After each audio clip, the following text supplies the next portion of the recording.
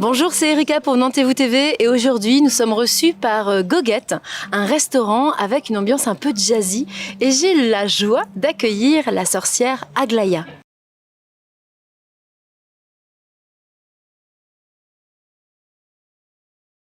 Alors Aglaya, comment aujourd'hui on peut parler de sorcellerie? Qu'est-ce que tu en dirais? Je pense qu'aujourd'hui, c'est le meilleur moment d'en parler parce qu'on est dans un moment de liberté, justement, de ressortir nos anciennes croyances, les croyances de nos ancêtres et de pouvoir en parler librement sans le poids qu'on avait avant de l'Église, du patriarcat. Donc je pense que c'est aujourd'hui qu'on peut se sentir libre et pour moi, les sorcières, c'est les premières féministes en fait, qui existaient et qui essayaient justement de se battre pour la cause féminine. C'est vrai que la sorcellerie et on va dire le fait d'être sorcière est un peu revenu à la mode grâce aux médias, grâce à la presse, grâce au tarot qui se sont multipliés dans les rayons. Mais moi j'ai une question, c'est quelle est la différence entre une sorcière finalement et une praticienne en énergétique ou une médium ? Je pense que la sorcière travaille aussi avec les énergies, bien évidemment, parce que tout notre univers est finalement énergie. Mais je pense qu'on est plus libre, en fait, à choisir les différents outils et les outils aussi de nos campagnes, finalement, de nos ancêtres. Travailler avec les éléments, les herbes, les différents courants de la magie, alors qu'un praticien qui va être, par exemple, un praticien de Reiki, il va travailler que avec les esprits qui travaillent avec le Reiki. Okay. Alors que moi, je vais avoir un champ un petit peu plus libre de choisir les outils appropriés à chaque problématique. Donc tu t'adaptes en gros? Oui, c'est ça. Je m'adapte à chaque problématique et j'essaye de... Mais j'ai quand même quelques courants qui me sont propres, qui me sont proches. Et voilà, je peux en parler si tu veux. La magie des campagnes, il me semble. Oui, je travaille avec les éléments tels que le feu, l'eau, la terre et l'air. Bien évidemment, les éléments de la nature. Je travaille beaucoup avec les esprits et les morts et l'énergie de la mort en général. Donc, je me déplace dans les cimetières pour faire mon travail. Et par exemple, dans les cimetières, je vais travailler en tout ce qui est le négatif, en fait, karmique de la personne. Donc, je vais enlever les couches et les couches de tout ce qui peut être notre karma négatif. Donc du travail transgénérationnel finalement. Exactement, tout ce qui vient de notre lignée dont on n'est pas responsable finalement parce que les gens ils ne se rendent pas compte que leurs ancêtres ont pu faire des choses mauvaises finalement qu'il faut enlever au fur et à mesure. Comment est-ce que l'on peut faire en sorte que le rituel se passe bien? Est-ce qu'il y a des techniques en fait? Oui, bien sûr. Moi, pour moi, le travail d'une sorcière, c'est un travail très minutieux. Je suis le protocole à la lettre. D'abord, je choisis le courant que je vais vraiment appliquer à mon rituel avec le tarot. Ensuite, je vais donc, une fois que j'ai choisi mon matériel et l'outil que je vais utiliser, je vais pratiquer vraiment le rituel. C'est soit de la magie cérémoniale, donc je vais tout mettre en place du coup pour que en fait le rituel soit complet. Pour honorer une divinité, quelque chose comme ça? Voilà, il y a soit les divinités, soit l'énergie de la mort, soit la nature qui va m'aider dans mon travail.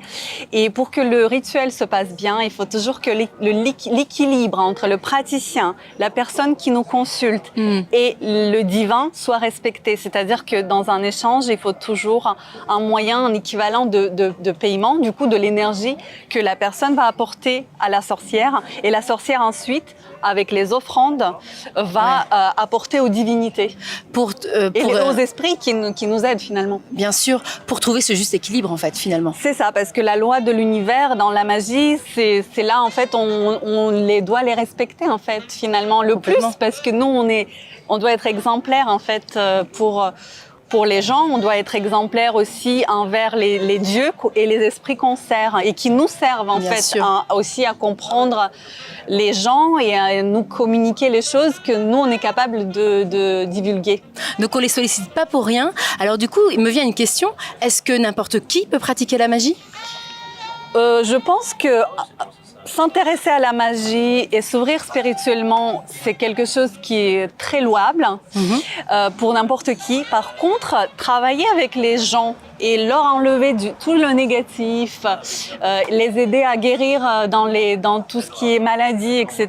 C'est quelque chose qui est vraiment qui n'est pas donné à tout le monde. C'est comme un métier du médecin. On n'est pas tous faits pour être un médecin. On n'est pas tous faits pour être avocat. Bien même sûr. si les études ils sont complètement ouvertes. Pour moi, il y a vraiment, il faut faire attention avec l'occulte en général. Et à qui on s'adresse du coup pour faire Tout à ce fait. genre de travail? Donc il y a beaucoup de travail au préalable et d'études sur le sujet. Et en plus, je pense que la sorcellerie, c'est vraiment une affaire qui se transmet de génération en génération. Et dans ma famille, c'était ma grand-mère maternelle qui me l'a transmis. Voilà. Ok.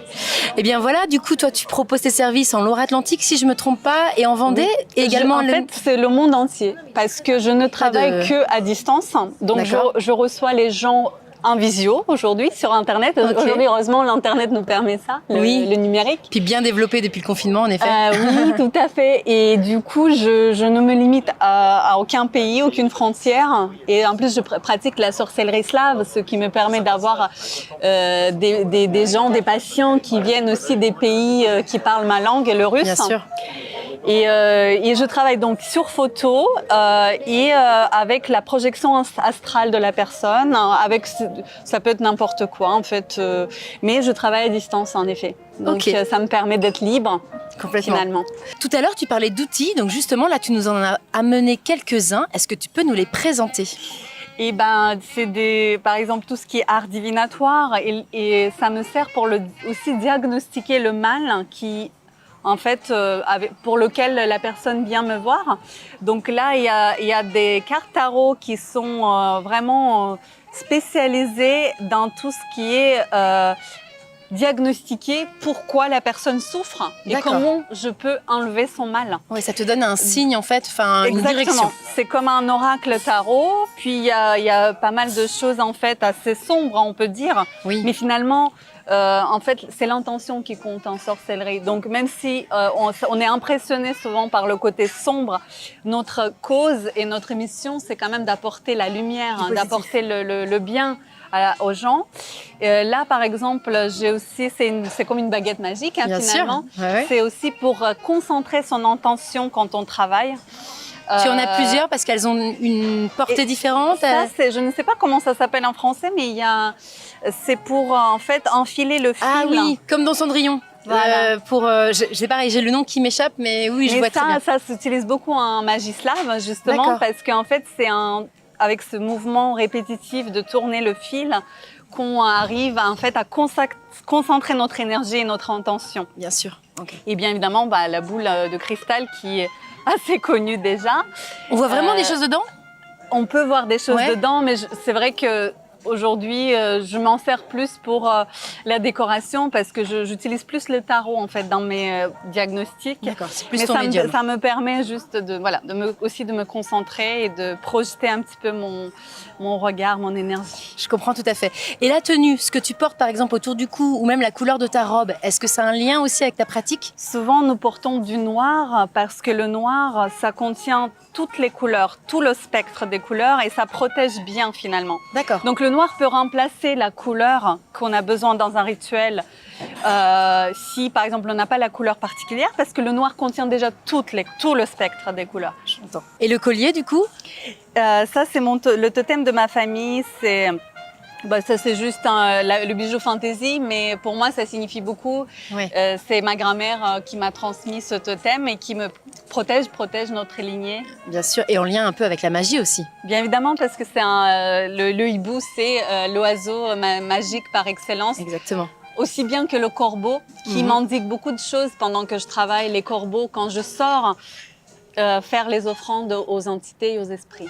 D'accord, j'entends bien. Eh bien, écoute, merci beaucoup d'avoir accepté de répondre à nos questions. Maintenant, nos auditeurs, en fait, peuvent découvrir ton travail et faire appel à toi. Et donc, à très bientôt. Merci beaucoup. Merci beaucoup. Au revoir.